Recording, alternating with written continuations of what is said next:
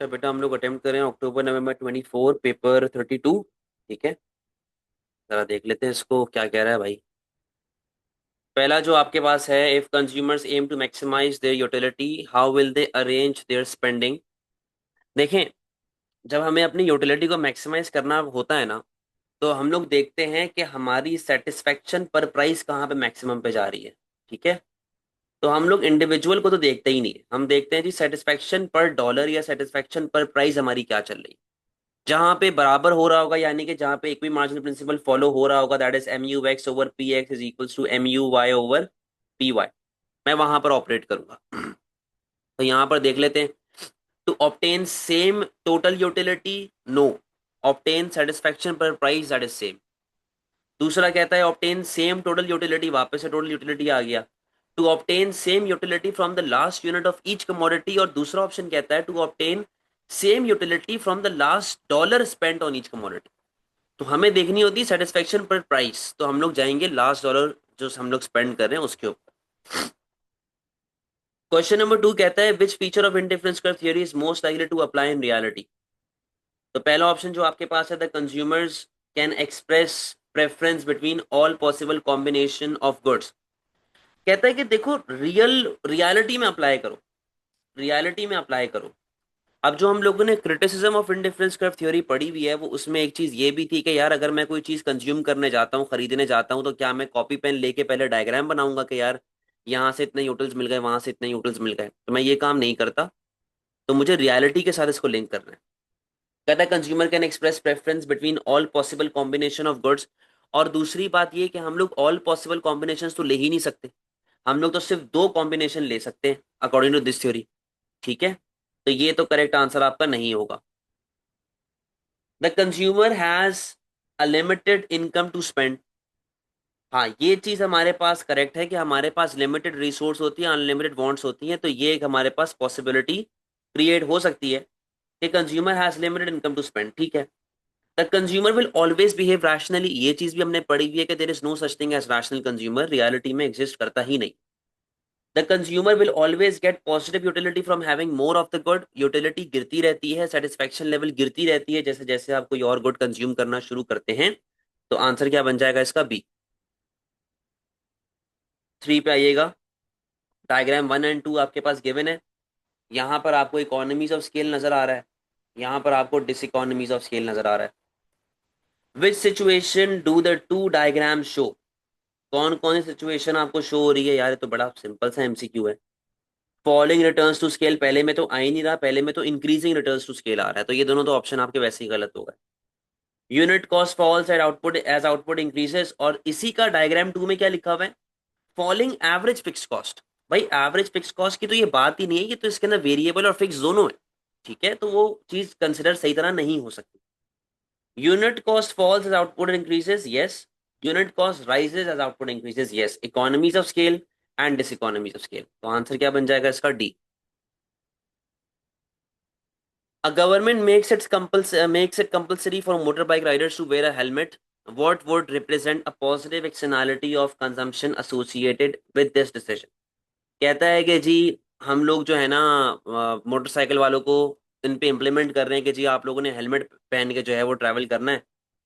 तो कहता है जी इससे क्या पॉजिटिव एक्सटर्नैलिटी, यानी कि थर्ड पार्टी बेनिफिट क्या आएगा यहाँ से? तो पहला ऑप्शन कहता है decrease pressure on the provision of health care. देखें, ये एक पॉसिबल आंसर हो सकता है। इसके पीछे रीजन ये है कि अगर इन केस आपका एक्सीडेंट खुदा ना खास्ता हो भी जाता है, तो हेलमेट आपका मुंह बचा लेगा। हाँ, अगर बहुत ही कुछ ज्यादा सिवियर वो वाला चल रहा है, क्या बोलते हैं अभी जो मूवी आई हुई है, क्या नाम है उस मूवी का? अब जो भी आया है, वो मूवी चल रही है, तो भाई उसमें तो बंदा मरेगा ही मरेगा। लेकिन अगर एक इतना कोई सिवियर एक्सीडेंट नहीं है आपके पास, और आपके पास जो है वो मुनासिब सा एक एक्सीडेंट हो जाता है और आपने हेलमेट पहना हुआ है, तो आपका सर पर बच जाएगा, आपका सर पे चोट नहीं लगेगी।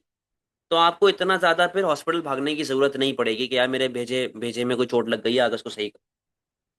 Expenses incurred on surveillance of motor bike riders to insure compliance, तो अगर आप एक्सपेंसेस को बढ़ा रहे हैं, ये तो आपकी प्राइवेट कॉस्ट हो गई ना गवर्नमेंट की, कि उसने बंदे खड़े कर दिए, पुलिस वाले खड़े कर दिए कि जी आप चेक रखें कौन बंदा मोटरसाइकिल पे चला रहा है मगर हेलमेट नहीं पहना। Increase life expectancy of motor bike Riders, ये मोटर बाइक राइडर्स का प्राइवेट बेनिफिट है। ठीक है, हमें पॉजिटिव एक्सटर्नैलिटी यानी कि एक्सटर्नल बेनिफिट निकालनी। Increase profit of helmet manufacturers, ये हेलमेट मैन्युफैक्चरर का प्राइवेट बेनिफिट। तो आंसर क्या बन जाएगा 4 का ए। 5 कहते the table shows market share of firms selling a very similar product in a country between 2018 and 2020। अच्छा, अब ऐसा मार्केट स्ट्रक्चर जहां पे फर्म्स सिमिलर प्रोडक्ट बेचती हैं, वो दो ही होते हैं जो मोस्ट कॉमन है। एक होता है परफेक्ट कंपटीशन, जहां पे सारी चीजें सेम चल रही होती हैं आपके पास, और एक होता है ओलिगोपोली मार्केट। ठीक है, ओलिगोपोली में आप सेम तरह का प्रोडक्ट अपना सेल कर रहे हो। तो अब यहाँ पे आपके पास डिफरेंट फर्म्स गिवन है। ठीक है, अच्छा, अब परफेक्ट कंपटीशन में सारी फर्म्स का जो जो मार्केट शेयर होता है बड़ा छोटा छोटा होता है। यहाँ पर अगर आप एक चीज को गौर से देखें, ये जो आपके पास 3 फर्म्स आ रही हैं, ये वाली जो 3 फर्म्स हैं शुरू की, इनका मार्केट शेयर बाकियों के मुकाबले में कंपैरेटिवली बहुत ज्यादा है। अगर मैं इसको भी डाल देता हूँ इसके अंदर, मतलब इसको भी 4 फर्म्स मैंने कर दी, चलो, इनका इसका भी मार्केट शेयर कंपैरेटिवली बहुत ज्यादा है। तो एक तरीके से मुझे इंडिकेशन मिल गई कि ये ओलिगोपोली मार्केट से लिंक करके दे रहा है। कहता है जी, what can be concluded from the data between the 2 years। क्या हम लोग इससे डेटा से निकाल सकते हैं भाई? अच्छा, और एक और चीज ओलिगोपोली से मैं कैसे लिंक कर सकता हूँ, देखो यहाँ पे वो बेच रहा है similar product.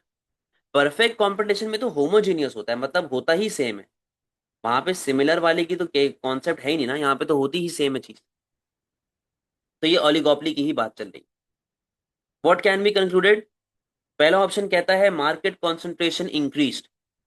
Concentration ratio increase करने का मतलब क्या है कि ये जो हमारे पास शुरू की लार्ज चार फर्म्स हैं, इनका market share should be more than 50%। ठीक है, अगर मैं इन 4-5 फर्म्स को पीछे लेके चलूं, तो पिछले साल देखो 2018 में इसका ज्यादा था, पिछले साल ज्यादा था, इसका भी पिछले साल ज्यादा था, इसका भी पिछले साल ज्यादा था, इसका भी पिछले साल ज्यादा था। तो लॉजिकली कॉन्सेंट्रेशन रेशियो आपका गिर रहा है, आपका कॉन्सेंट्रेशन रेशियो बढ़ नहीं रहा। सही है, तो ये तो आपका आंसर गलत हो जाएगा। Sale of the top 4 firms fail. देखो, जरूरी नहीं है कि सेल आपकी शुरू की 4 की गिरी हो सकता है कि ओवरऑल मार्केट के सभी की गिर रही हो। देखो ना, यहाँ पर भी तो गिर रही है। और क्या कहते हैं, इसके अलावा यहाँ पे देखो कांस्टेंट है। सही है, तो इट इज नॉट नेसेसरी कि भाई सिर्फ इसी वजह से कंसंट्रेशन रेशियो आपका गिर रहा है। स्कॉट्सटेल स्कॉट्सटेल एंड वेल्सपूल्स प्रॉफिट रोज। देखो, मार्केट शेयर में ना सेल का पता चलता है, प्रॉफिट का पता नहीं चलता। तो आप किस तरीके से जज कर सकते हैं कि आपका प्रॉफिट बढ़ गया? Concentration ratio of big 4 fail. ये देखो कंटिन्यूसली गिर रहा है, कंटिन्यूसली गिरता जा रहा है। इसका आंसर क्या बन जाएगा 5 का डी। आ जाओ, आगे देखिए जरा। 6, even the market share fell the overall market could have greatly increase. जी, 6 पे आइएगा। कहता है कि जी, ये आपके पास profit maximising level of output के ऊपर आप ऑपरेट कर रहे हैं, आप ऑपरेट कर रहे हैं MC is equals to MR पे, यहाँ पर आप ऑपरेट कर रहे हैं। What would happen to the firm's price output and profit if there was an increase in its fixed cost. कहता है कि अगर आपकी फिक्स्ड कॉस्ट बढ़ जाती है तो उससे आपकी प्राइस, आपके आउटपुट और आपके प्रॉफिट के ऊपर क्या इफेक्ट आएगा? तो बेटा देखो, हम लोग ऑपरेट करते हैं MC is equals to MR. ठीक है, and what is MC? MC का मतलब होता है हर एडिशनल यूनिट बनाने की additional cost, additional raw material जो आपको चाहिए, एडिशनल जो आपको चीजें चाहिए, यानी कि एमसी का दूर दूर तक फिक्स कॉस्ट से कोई ताल्लुक नहीं होता। अब वो कह रहा है कि जी आपकी एवरेज जो फिक्स कॉस्ट है वो बढ़ गई है।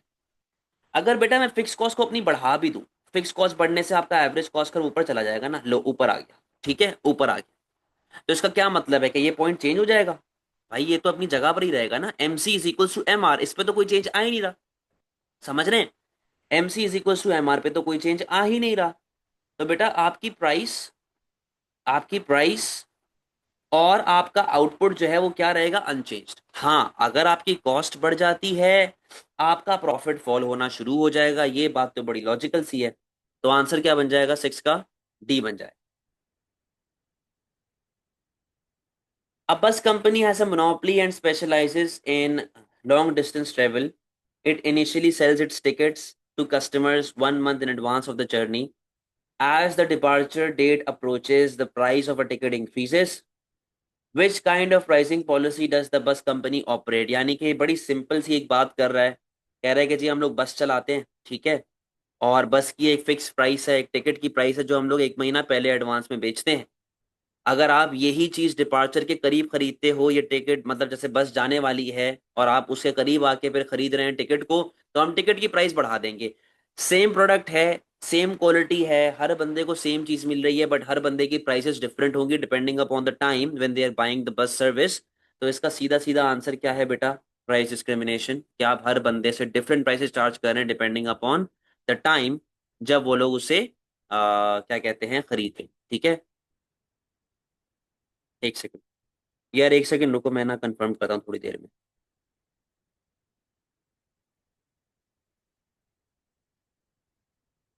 8 पे आओ। The diagram shows marginal private benefit, marginal private cost and marginal social cost for firms in industry. The equilibrium price is point x. कहता है जी कि आप पॉइंट एक्स पे ऑपरेट कर रहे हैं, ठीक है।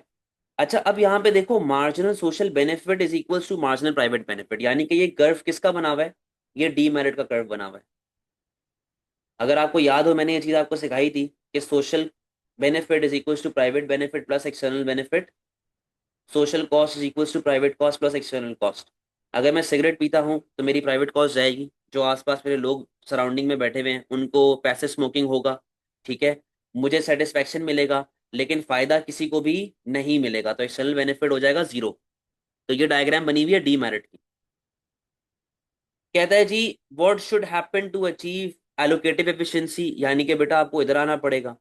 अभी करंटली आपकी ये क्वांटिटी चल रही है और ये प्राइसेस चल रही हैं, ठीक है, आपकी ये प्राइस लेवल चल रही है और ये आपकी क्वांटिटी चल रही है। आपको पीछे आना पड़ेगा, यानी कि ये क्वांटिटी हो जाए और ये प्राइसेस हो जाए, प्राइस बढ़ जाए, क्वांटिटी कम हो जाए। अब ऑप्शंस को देख लेते हैं जरा। Decrease consumption and increase price, वो चीज तो हमें नजर आ रही है कि आपको अपनी क्वांटिटी कम करनी पड़ेगी, प्राइसेस को बढ़ाना पड़ेगा, पॉसिबल आंसर हो सकता है। A decrease in production and no change in price, भाई प्राइस तो देखो बढ़ेगी, अगर प्रोडक्शन भी आप कम करते हो तो प्राइस तो आपकी बढ़ेगी ही क्योंकि सप्लाई कम हो रही है। एन इंक्रीज इन कंजम्पशन, भाई क्या और सिगरेटे विगरेटे बनाओगे और शराबे बनाओगे लोगों के पीने के लिए। An increase in price and no change in production, देखो ये वाली बात यहां तक करेक्ट है, यहां पर मसला है, आपको प्रोडक्शन भी कम करनी पड़ेगी, क्योंकि आपको पता है कि मार्केट फेलियर में हमारा ऑब्जेक्टिव जो होता है क्वांटिटी कम करना होता है, प्राइसेस से हमारा फिर भी ऐसा कोई लिंक नहीं होता। लेकिन इन दी एंड अगर आप डिमांड एंड सप्लाई को हिलाएंगे तो प्राइस ऑटोमेटिकली हिल जाएगी ना। तो हमें हर चीज को प्रॉपर तरीके से प्रूव करके चलना है। Firm X is considering whether to cooperate with its rival so that their joint profit is $4,000 a month, 2,000 each. It is calculated that if it did not cooperate, its own profit would be 2,800 a month, provided it kept all its customers itself. However, if its rival undercut X's price and took some of X's customers, and then X's profit would be $1,200. It has no knowledge of what the rival's policy will be. What describes the situation that the firm is facing? अब देखो, मैं confuse हूं। Firm x जो है वो डरा पड़ा है कि यार वाई ऐसा क्या डिसीजन ले ले जिससे उसका प्रॉफिट गिरना शुरू हो जाए। अब वो देखो सोचो में पड़ा हुआ है कि यार वाई क्या करेगा, वाई ने ये कर दिया तो ये हो जाएगा, वाई ने वो कर दिया तो वो हो जाएगा। ये कॉन्सेप्ट हम लोगों ने किसके अंदर पढ़ा था? ये हम लोगों ने ओलिगोपोली मार्केट में डियोपली में पढ़ा था, जिसको हम लोग क्या कहते हैं? Prisoners dilemma. क्या बोलते हैं इसको? Prisoners dilemma. ये चीज हम लोग ऑलरेडी ओलिगोपोली में पढ़ चुके हैं।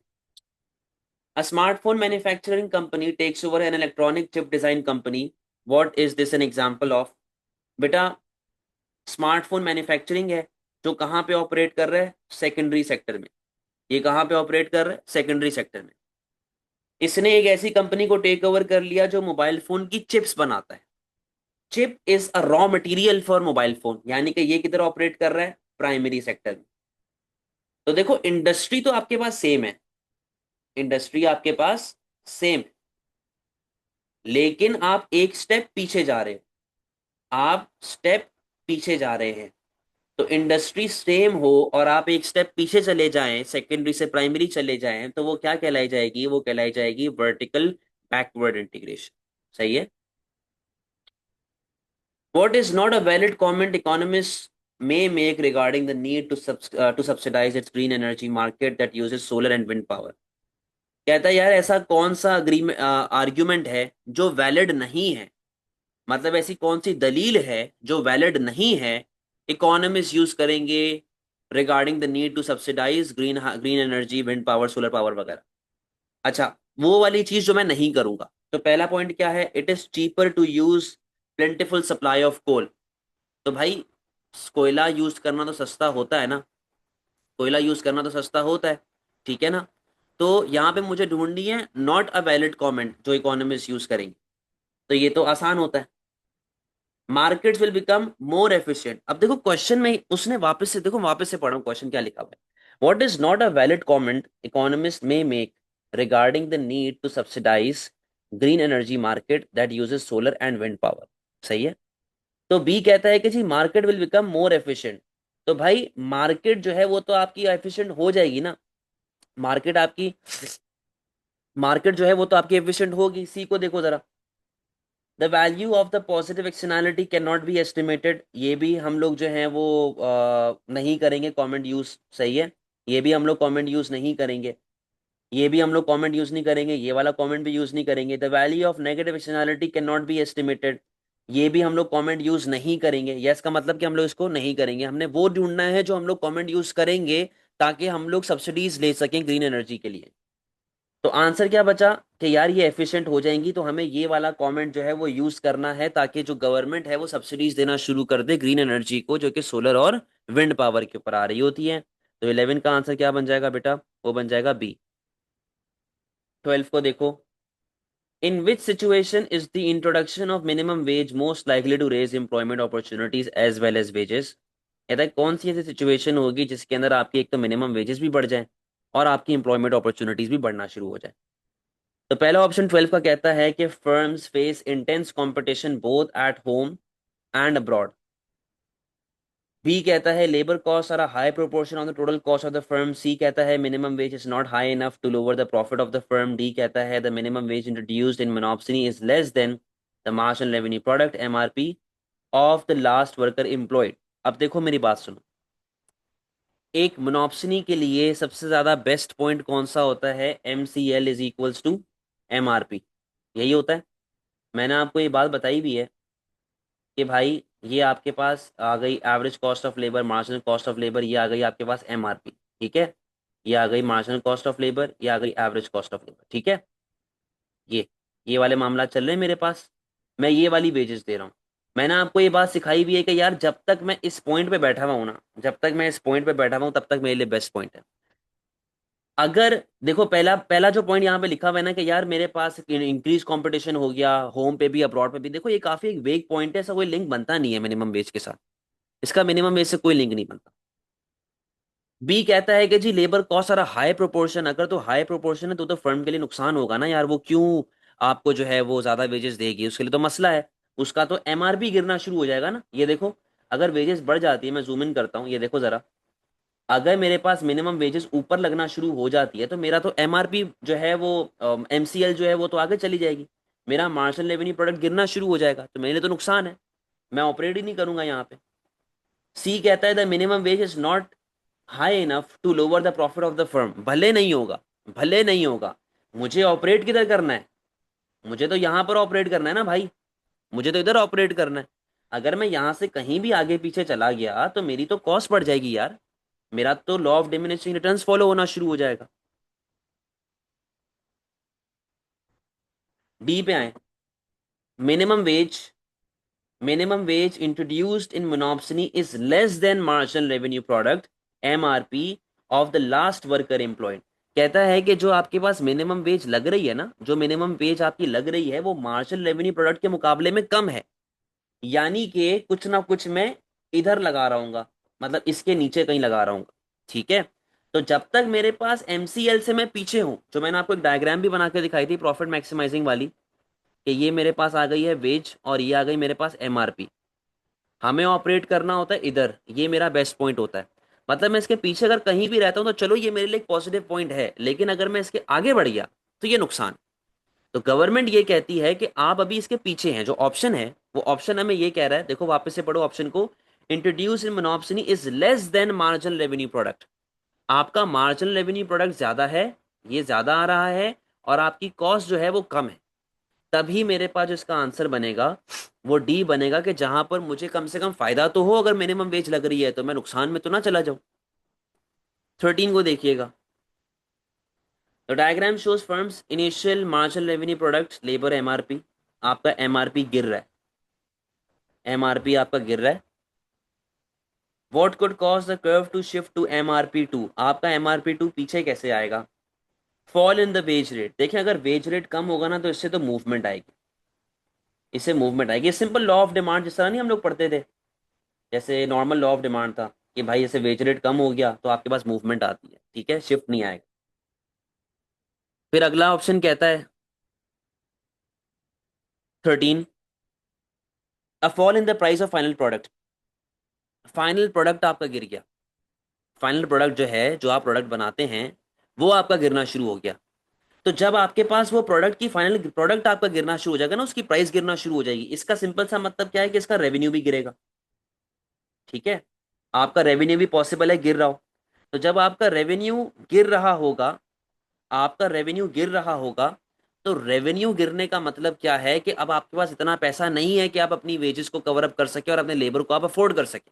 वेजेस अपनी जगह पर है, वेज 100 रुपए थी तो अब भी 100 रुपए ही है, लेकिन क्योंकि आपका प्रोडक्ट सस्ता हो चुका है तो you do not have enough money to to accommodate that wage, you do not have enough money to afford that wage. तो हम लोग क्या करते हैं, वर्कर को नौकरी से निकालना शुरू करते हैं, फारिग करना शुरू करते हैं। तो ये पॉसिबल आंसर आपका हो सकता है। अच्छा, इससे वापस से आपके पास मूवमेंट आ रही है, rise in the wage rate, rise in the price of final product. Rise in the price का मतलब क्या है कि आपकी जो ओवरऑल फाइनल प्राइस है वो बढ़ चुकी है। जब फाइनल प्राइस आपकी बढ़ जाएगी इसका मतलब क्या है कि आप अपने रेवेन्यू में से वर्कर की कॉस्ट को कवर कर सकते हैं, वर्कर की वेजेस को आप कवर कर सकते हैं। तो जब आप वर्कर की वेजेस को कवर कर पाएंगे तो फिर आपको क्या जरूरत पड़ी कि आप वर्कर को नौकरी से निकालें? तो वर्कर को नौकरी से निकालने का जवाब पैदा होता नहीं। तो इसका आंसर क्या बन जाएगा? B. A firm operates in a perfectly competitive labor market. The table shows MRP and MCL of for each additional worker employed by this profit maximizing firm. Profit maximising position आपके पास कहाँ पे होती है? MCL is equals to MRP, ठीक है। तो कितना यूनिट आप एम्प्लॉय करेंगे भाई, देख लें आपके पास इधर बराबर हो रहा है, MCL is equals to MRP। तो आंसर क्या बन जाएगा 14 का? C. Countries in South East Asia have some of the highest income inequality in the world. Which policy could be adopted by government in Southeast Asia to reduce income inequality in the short run? कहता है कौन सी ऐसी policy है जो south East Asia की government जो है वो अडॉप्ट कर सकती हैं ताकि इनकम इनइक्वालिटी जो है वो आपके पास कम हो जाए। ऑप्शंस को देखिएगा 15 के। पहला कहता है increase in sales tax VAT on luxury good. अच्छा, अगर आप लग्जरी गुड्स के ऊपर वैट लगाते हैं तो सही है, देयर इज अ चांस कि आपके पास इनकम इनइक्वालिटी कम होना शुरू हो जाए। सही है, पॉसिबल आंसर हो सकता है। बी कहता है इंट्रोड्यूस अ मिनिमम वेज। अगर आप एक मिनिमम वेज इंट्रोड्यूस करवाएंगे तो उसके अंदर ये चीज होती है भाई कि जो वर्कर कम पैसे कमा रहा था वो अब ज्यादा पैसे कमाना शुरू हो जाएगा। तो ये भी पॉसिबल आंसर हो सकता है। Invest heavily in schools and education programmes. देखो हमें किसके लिए चाहिए? शॉर्ट रन के लिए, ठीक है ना, फौरन से इफेक्ट लेके आए, फौरन से। अगर आप स्कूल्स और एजुकेशन प्रोग्राम पर रिलाय करते हैं तो ये इनकम इनइक्वालिटी कम तो करेगा, बट अभी नहीं कर सकते, हमें अभी करना है, ठीक है, हमें शॉर्ट रन में करना है, फौरन से नहीं काम करेगा। डी भी कहता है इकोनॉमिक ग्रोथ नया through skills and productivity training वगैरह वगैरह। अब ये ट्रेनिंग ये लॉन्ग टर्म है, ये शॉर्ट टर्म नहीं है, हमें फौरन से इंपैक्ट लेके आना होता है भाई। अच्छा, अब 15 के जो पार्ट ए और पार्ट बी है इसके ऊपर आ जाए। देखो बेटा एक बात याद रखना, जब वो आपसे कह रहे हैं ना कि हमने सेल्स टैक्स लगा दिया ऑन लग्जरी गुड्स और लगाया इंट्रोडक्शन ऑन मिनिमम वेज, तो ज्यादा बेहतर पॉइंट दोनों में से क्या है? बी। उसके पीछे वजह ये है कि यार लग्जरी गुड, चलो लग्जरी गुड ज्यादातर अमीर लोग अफोर्ड करते हैं, बट व्हाट इफ एक गरीब बंदे को अपना घर खरीदना है, या एक गरीब बंदे को कोई मेडिकल इमरजेंसी पड़ गई है और उसको इलाज के लिए मुल्क से बाहर जाना है, तो वो भी एक तरीके से लग्जरी गुड ही हो जाएगा ना। उसमें गवर्नमेंट ये तो नहीं देखेगा कि यार अमीर बंदा ट्रैवल कर रहा है, गरीब बंदा ट्रैवल कर रहा है, वो तो टैक्स मार देगा। दूसरी बात, जो एक बेहतरीन पॉलिसी होती है ना टू रिड्यूस इनकम इनक्वालिटी, वो दो है। पहली क्या है, प्रोग्रेसिव टैक्सेस बढ़ा दे, इनकम टैक्सेस। और दूसरी है कि आप मिनिमम वेजेस की तरफ लेके चलो। तीसरा ट्रांसफर पेमेंट भी होता है, लेकिन मैं उसके बारे में बात नहीं कर रहा। कोशिश हमेशा ये होती है कि आप इनकम के साथ खेलो जब आपको इनकम इनक्वालिटी कम करनी होती है। ठीक है, तो इसीलिए इसका जो सही आंसर है 15 का, वो बी है। 16 कहता है when buying a car Salma agrees to pay half of the cost now and the other half in 6 months time, which function does this illustrate. देखो, हमारे पास सलमा ने क्या किया, आधे पैसे अभी दिए, आधे पैसे उधार कर लिए। तो उधार वाले पैसे को हम लोग इसकी फंक्शन के अंदर हम लोग क्या बोलते हैं, क्या नाम देते हैं उसको, हम लोग कहते हैं मीन्स ऑफ डेफर्ड पेमेंट। तो जब आप उधार करते हैं तो वो मीन्स ऑफ डेफर्ड पेमेंट होता है। जी, minimum wages for everyone. When is the national rate of unemployment most likely to fall. देखो, नेशनल रेट ऑफ अनएम्प्लॉयमेंट का लिंक सिर्फ और सिर्फ बर्थ रेट और डेथ रेट के साथ होता है। ठीक है, इसमें और कोई चीज नहीं आती, तो हम लोग सिर्फ बर्थ रेट और डेथ रेट को देखेंगे। कहता है जी, क्या कहते हैं, अनएम्प्लॉयमेंट सबसे ज्यादा कब गिरेगी आपके पास, when there is a decline in the education of, अच्छा नेशनल रेट ऑफ अनएम्प्लॉयमेंट लिखा हुआ है, सॉरी, मुझे लगा वो नेशनल रेट ऑफ पॉपुलेशन लिखा हुआ है। नहीं नहीं, ये बर्थ रेट डेथ रेट नहीं है, नेहरू की बात कर रही है, नेशनल रेट ऑफ अनएम्प्लॉयमेंट की बात कर रहे हैं।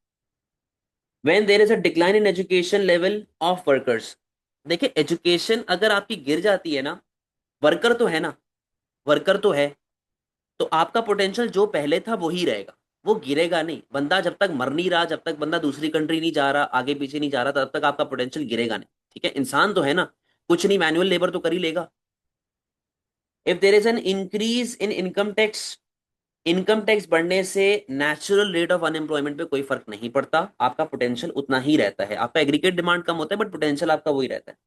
When there is increase in labour mobility, यानी कि जब हम एक कंट्री से उठ के दूसरी कंट्री चले जाते, जब हम लोग एक कंट्री से उठ के दूसरी कंट्री चले जाएं, या फिर हमारे पास स्किल्स बढ़ जाए, या फिर हमारे पास एजुकेशन बढ़ जाए, मैं उसकी बात कर रहा था जियोग्राफिकल मोबिलिटी की। तो मोबिलिटी का मतलब यहाँ पे क्या है कि आपके पास स्किल्स बढ़े, मोबिलिटी बढ़े, natural rate of unemployment fall करना है, यानी कि हमें अपना पोटेंशियल बढ़ाना है। 5% से लेट से कितना हो गया, 3% हो गया। ये तब हो सकता है जब आपकी औकात बढ़ जाए, आपकी ओवरऑल जो है वो एजुकेशन वगैरह जो है वो बढ़ना शुरू हो जाए। ठीक है, अब देखो जो ऑप्शन ए था ना, डिक्लाइन इन एजुकेशन, इससे आपका नेहरू जो है वो क्या कहते हैं और ज्यादा बढ़ जाता, हमें कम करना है। तो ये करेक्ट आंसर हो सकता है।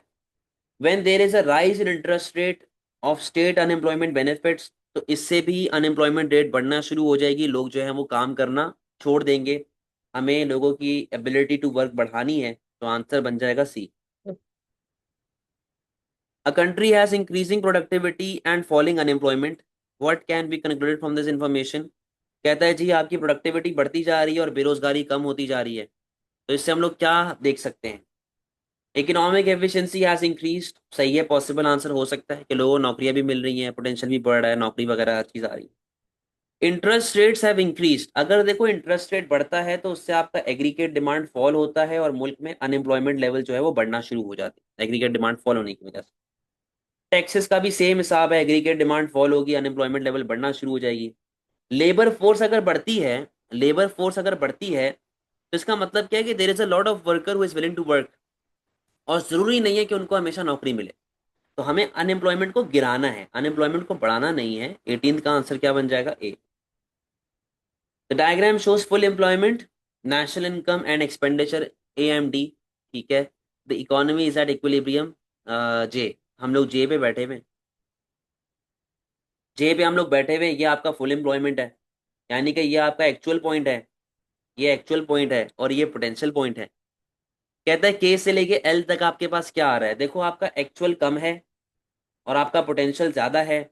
और आपको मैंने ये वर्टिकल गैप बताया हुआ है कि जो वर्टिकल डिस्टेंस होता है बिटवीन दो जो हमारे पास एक्चुअल और पोटेंशियल का चल रहा है, ये वर्टिकल डिस्टेंस जो हमारा होता है बेटा, ये डिफ्लेशनरी गैप कहलाया जाएगा, जब आपका एक्चुअल कम है और पोटेंशियल ज्यादा है। अगर तो एक्चुअल ज्यादा होता, पोटेंशियल कम होता, तो ये इन्फ्लेशनरी गैप कहलाया जाता। A country experiences an increase in unemployment due to deficiency of aggregate demand। कहता है जी हमारे पास अनएम्प्लॉयमेंट बढ़ गई है, क्यों बढ़ गई है, क्योंकि हमारा एग्रीगेट डिमांड लेवल फॉल हो चुका है। What will be the effect of this on tax revenue and government expenditure assuming that tax rates and rate of unemployment benefit remain unchanged. कहता है जी टैक्स रेट आपका सेम है, unemployment बढ़ गई है, तो बेटा आपके पास टैक्स रेवेन्यू तो फॉल होगा ना भाई। कैसे? पहले 100 लोग 20% टैक्स दे रहे थे तो गवर्नमेंट को कितना टैक्स मिल रहा था? 20 रुपया। आज 50 लोग गवर्नमेंट को 20% टैक्स पे कर रहे हैं तो गवर्नमेंट को कितना टैक्स मिल रहा है? 10 रुपया टैक्स पे मिल रहा है। तो रेवेन्यू तो आपका डिक्रीज ही होगा। अगर गवर्नमेंट एक्सपेंडिचर की बात करें तो गवर्नमेंट एक्सपेंडिचर में क्या प्रॉब्लम आएगी कि बेटा हमारे पास देखो उसने कहा कि हमें जो है वो अनएम्प्लॉयमेंट बढ़ रही है ना हमारे पास due to deficiency in aggregate demand, तो हमें उसको रोकना भी तो है। हमें उसको रोकना भी तो है। प्लस एक बात ये सुनो कि गवर्नमेंट के पास पहले 20 रुपए आ रहे थे तो गवर्नमेंट स्पेंडिंग कर रहा था। अब तो बेरोजगारी भी बढ़ गई, अब तो एग्रीगेट डिमांड भी गिर गया, तो आपको एग्रीगेट डिमांड भी तो बढ़ाना पड़ेगा ना, क्योंकि उसने क्या बोला है कि अनएम्प्लॉयमेंट बेनिफिट क्या है आपके पास? अनएम्प्लॉयमेंट बेनिफिट आपके अनचेंज्ड। यानी कि अगर गवर्नमेंट पहले 5 रुपए स्पेंड करता था 20 रुपए में से, अब गवर्नमेंट कितने स्पेंड कर रहा है? अभी 5 रुपए से ज्यादा स्पेंड करेगा क्योंकि अब बेरोजगारी बढ़ गई है। अब लेट से कितने स्पेंड कर रहा होगा भाई? फॉर एग्जाम्पल 10 रुपए स्पेंड कर रहा हो, लेकिन स्पेंडिंग उसको बढ़ानी पड़ेगी क्योंकि आपको अनएम्प्लॉयमेंट बेनिफिट सेम रखने। पहले 10 लोगों को अनएम्प्लॉयमेंट बेनिफिट मिलते थे, अब 50 लोगों को अनएम्प्लॉयमेंट बेनिफिट मिल रहे हैं। समझ रहे हैं? तो गवर्नमेंट एक्सपेंडिचर भी क्या हो जाएगा? Increase. A government is successful in raising economic growth rate, is successful in raising the rate of economic growth, सही है। As a result, which other macroeconomic aim would it most likely have achieved in the short run? कहता है जी आप अपनी economic growth को लेके आ रहे हैं, इसके अलावा आपने कौन सा अपना मैक्रो इकोनॉमिक एम है जिसको आपने अचीव कर लिया होगा? अब जैसे मैं यहाँ पे सिंपल सी डायग्राम बनाता हूँ, ये एडी आ रहा है, ये एएस आ रहा है, ठीक है, ये प्राइस आ गया, ये जीडीपी आ गया। अगर आपके पास इकोनॉमिक ग्रोथ आ रही है यानी कि आपका एडी बढ़ रहा है, ठीक है, एडी बढ़ गया तो आपकी प्राइसेस तो बढ़ गई, यानी कि ये तो आपके पास नहीं हो रहा अचीव। जब प्राइसेस बढ़ेंगी तो एक्सपोर्ट्स भी गिरेंगे, ये भी आपके पास अचीव नहीं हो रहा। जब एक्सपोर्ट्स गिरेंगे तो एक्सचेंज रेट भी आपका पुअर होगा, ये भी अचीव नहीं होगा। लेकिन एक चीज तो अचीव हो रही है, हायर एम्प्लॉयमेंट। ठीक है, एम्प्लॉयमेंट लेवल आपके पास बढ़ रही है। Which argument for lowering income tax rate is always valid? कहता है कि जी कौन सा ऐसा आर्ग्यूमेंट है जो हमेशा वैलिड होता है कि हम लोग अपने इनकम टैक्स को कम करें? ऑप्शंस को देखिएगा। It boost economic activity. देखो बेटा, जरूरी नहीं है, जरूरी नहीं है कि टैक्सेस कम करने से आपकी इकोनॉमिक एक्टिविटी बढ़ जाए। रीजन बीइंग, मैंने आपको ये बात बताई हुई है कि हर हाउस होल्ड का स्पेंडिंग पैटर्न डिफरेंट होता है। अब अगर मेरे ऊपर से टैक्सेस कम होते हैं तो हो सकता है मैं ये सोचूं कि यार जो पैसा मैं पहले टैक्स की सूरत में देता था, अब एक काम करते हैं उसको सेव कर लेते हैं। तो अगर मैं सेव करने जाऊंगा तो क्या इकोनॉमिक एक्टिविटी बूस्ट होगी? नो। सही है, इकोनॉमिक एक्टिविटी बूस्ट नहीं हो। It promotes the incentive to work. यार जरूरी नहीं है कि अगर टैक्सेस कम हो जाए तो हर बंदा नौकरी करना शुरू कर दे। It is not logical, it is not necessary. It reduces budget deficit. भाई टैक्स रेवेन्यू कम होगा तो this will increase budget deficit, this will not reduce budget deficit. It reduces the incentive to evade taxes, यानी कि tax चोरी से आप बचत हो जाएगी। मतलब लोग देखेंगे कि यार चलो 5 रुपए तो टैक्स पे करना है, तो फिर वो टैक्स चोरी जो है ना वो कम करना शुरू करते थे। तो इसका आंसर यहाँ पे डी बन जाएगा 22 का। The table shows the percentage of labor force unemployed and the rate of inflation in a country over a 5 year period। कहता है जी एक टेबल है आपके पास जहां पर वो ये बता रहा है कि जी लेबर फोर्स हमारे पास क्या है अनएम्प्लॉयड की, रेट ऑफ इन्फ्लेशन क्या है ओवर द 5 year पीरियड। अच्छा, which statement about the application of the Phillips curve theory to this country is most supported by the data? देखो वैसे तो फिलिप्स कर्व कहता है कि there should be a negative relationship between inflation and unemployment. ठीक है ना, negative relationship होना चाहिए। तो अगर हम लोग यहाँ पर देखें, यहाँ पे गौर से देखें, जैसे जैसे आपका इन्फ्लेशन रेट गिरता जा रहा है, इन्फ्लेशन रेट गिरता जा रहा है, आपका जो अनएम्प्लॉयमेंट रेट है वो बढ़ता जा रहा है। सही है, हाँ, ये चीज़ हमें नजर आ रही है। इन्फ्लेशन रेट कम होगा तो अनएम्प्लॉयमेंट रेट आपका बढ़ जाएगा। पहला ऑप्शन कहता है the data are entirely consistent with the theory of Phillips curve, यानी कि ये थ्रू आउट ही नेगेटिव रिलेशनशिप शो कर रहा है, और ये थ्रू आउट कर रहा है, आपके सामने है। करेक्ट आंसर हो सकता है। The data prove conclusively that Philips curve theory does not operate. भाई देखो उसकी जो की जो कैरेक्टरिस्टिक है वो कहता है कि there is a negative relationship between inflation and unemployment, वो चीज हो रही है यहाँ। तो ये चीज कहीं से गलत प्रूफ नहीं हो रही। सी कहता है the data suggest there is no that no conclusions can be reached about the validity of the Phillips curve theory. भाई फिलिप्स कर्व थ्योरी क्यों नहीं कंक्लूजन आपका हो रहा है, आपका मैच कर रही है पूरी थ्योरी यार। The data suggest that the theory of Phillips curve is correct though with time lags. Time lag का मतलब है कि कभी होता है कभी नहीं होता, और इसके अंदर टाइम लगता है, मतलब फौरन से ऐसा रिलेशनशिप फॉलो नहीं हो सकता नेगेटिव वाला, वक्त लेके होता है। लेकिन अगर हम लोग देखें तो हमें क्लियरली नजर आ रहा है कि ईयर 1 से लेके ईयर 5 तक वो थ्रू आउट फॉलो हो रहा है। तो आंसर क्या बन जाएगा इसका, ए। What indicates that a more equal distribution of income has been achieved? भाई डिस्ट्रीब्यूशन ऑफ इनकम इन चारों में से सिर्फ एक चीज में नजर आती है, जीनी कोफिशिएंट। जीनी कोफिशिएंट जितना कम होगा, जितना क्लोजर टू जीरो होगा, उतनी आपके पास इनइक्वालिटी ऑफ इनकम कम होगी। इन 2018 US government introduce tariffs on a wide range of imports from China. Which type of policy was government US government adopting? बेटा टैरिफ लग रहा है, टैरिफ जो होता है वो आपकी स्विचिंग पॉलिसी का पार्ट होता है, ये बात मैंने आपको बहुत डिटेल में एक्सप्लेन की हुई है। एक्सपेंशनरी पॉलिसीज, रिड्यूसिंग पॉलिसी, ये अलग चीज है। कॉन्ट्रैक्शनरी तो इटसेल्फ एक रिड्यूसिंग पॉलिसी का पार्ट है। A US company receives 20 million dividend from share that it owns in Brazilian company. How would this divided how would this dividend be shown in the balance of payment of the US? बेटा आपको dividend मिल रहे हैं जो कि आपके current account के net income यानी कि प्राइमरी इनकम के अंदर आते हैं। और अगर कोई चीज आपकी इनकम में आ रही है, आपके बैलेंस ऑफ पेमेंट में आ रही है, उसको क्रेडिट कहते हैं हम लोग। जो चीज जा रही है उसको डेबिट कहते हैं। तो क्या चीज क्रेडिट होगी आपकी? करंट अकाउंट आपका क्रेडिट हो जाएगा। An increase or decrease in exchange rate can take place in both floating and fixed exchange rate system, but different terminology is used for each system. What is the correct terminology?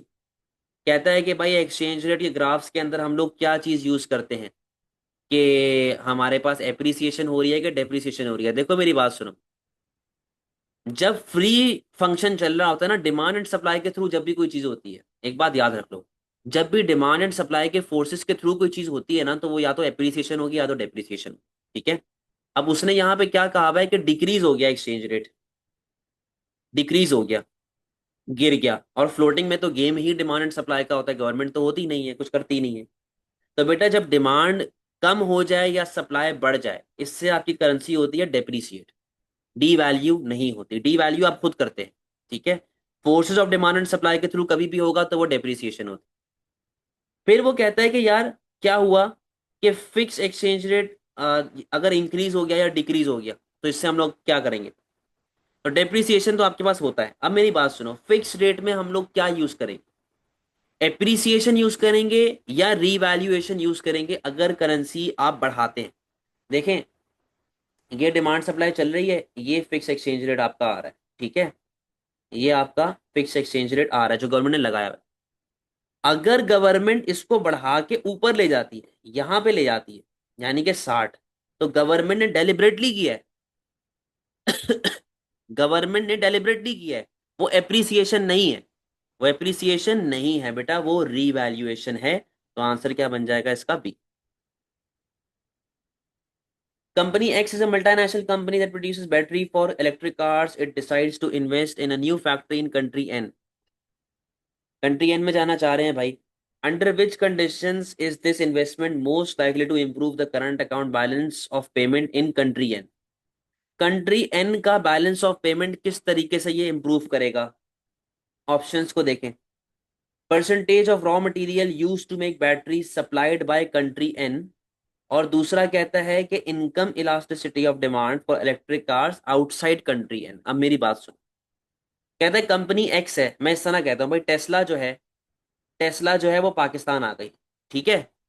तो कहता है कि ऐसा Tesla क्या करे कि पाकिस्तान का balance of payment जो है वो इंप्रूव हो जाए।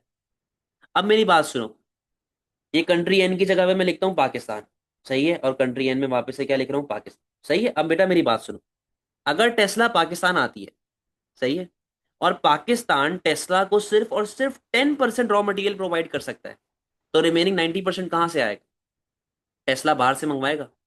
जब रिमेनिंग 90% टेस्ला बाहर से मंगवा रहा है, इंडिया से, जापान, चाइना से मंगवा रहा है, तो बेटा बैलेंस ऑफ पेमेंट किसका खराब होगा? पाकिस्तान का खराब होगा ना।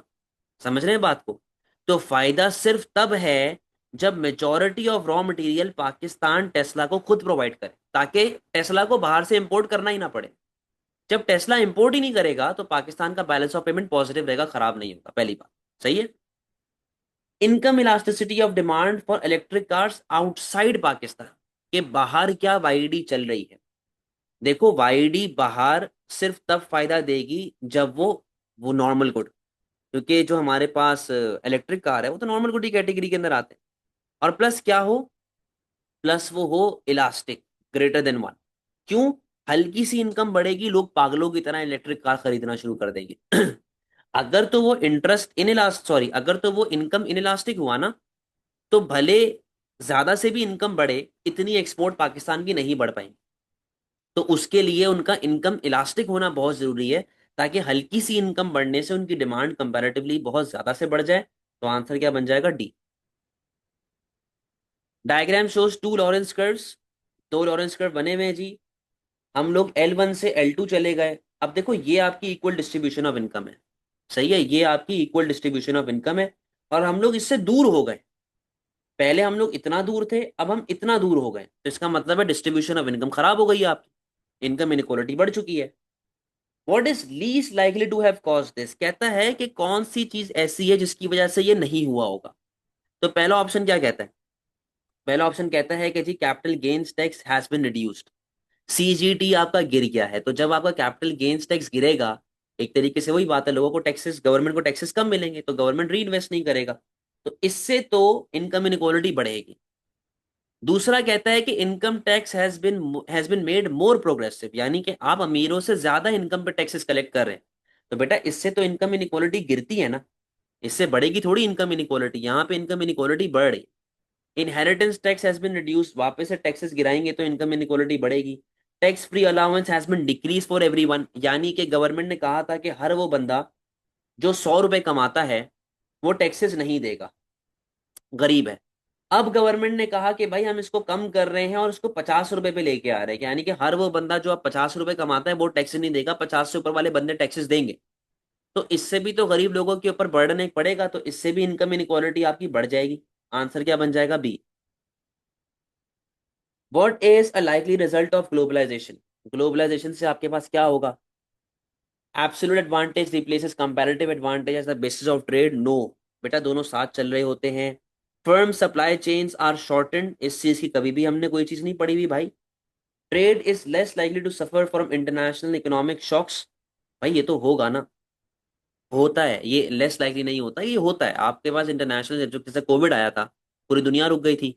अभी वो पता नहीं कौन सा दरिया था जहां पे एक शिप फंस गई थी, वहां से पूरी सप्लाई आपकी रुक गई थी, तो वो अफेक्ट करता है।